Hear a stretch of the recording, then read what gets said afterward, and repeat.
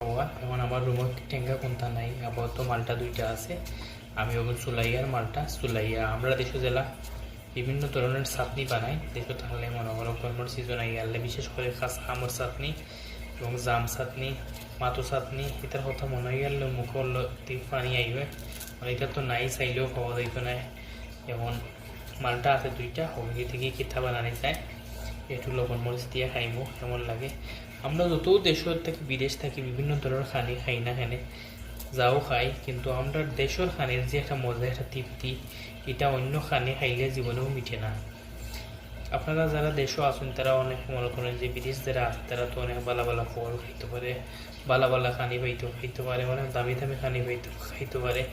হ্যাঁ অবশ্যই তা ঠিক, আমরা বালা বালা খানি খাইতাম পারি আর ইচ্ছা হইল। কিন্তু এই বালা খানির বাংলাদেশের যে একটা আম ভর্তা, জাম ভর্তা, হিদল চাটনি, খসু, লতা মুখি, এই যে একটা মজা, এই যে একটা টেস্ট, এই যে একটা জিনিস মিস করা আমরা এটারে অত বেশি মিস করি, তৈরি আমরা কাছে অমৃত খানি।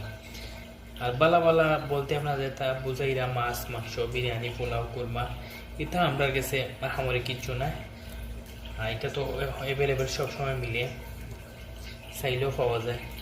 কিন্তু যে জিনিসটা চাইলেও পাওয়া যায় না, চাইলেও দেশি ফল ফ্রুট পাওয়া যায় না, চাইলেও দেশি শাকসবজি পাওয়া যায় না।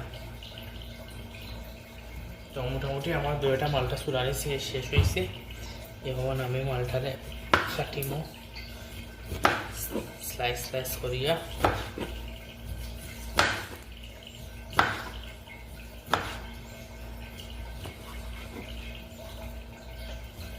সুন্দর মতো কাটিলাম দুইটা।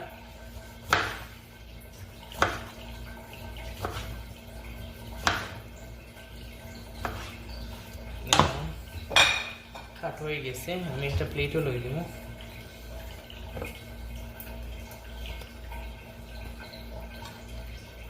সুন্দর করে প্লেটও লইয়া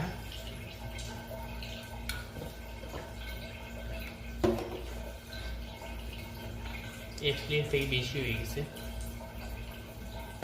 হালকা করে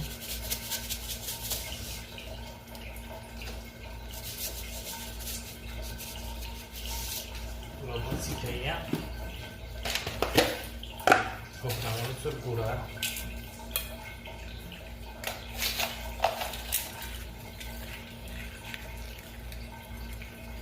শুকনা মরিচের গুঁড়াটা ছিটাইয়া দিব।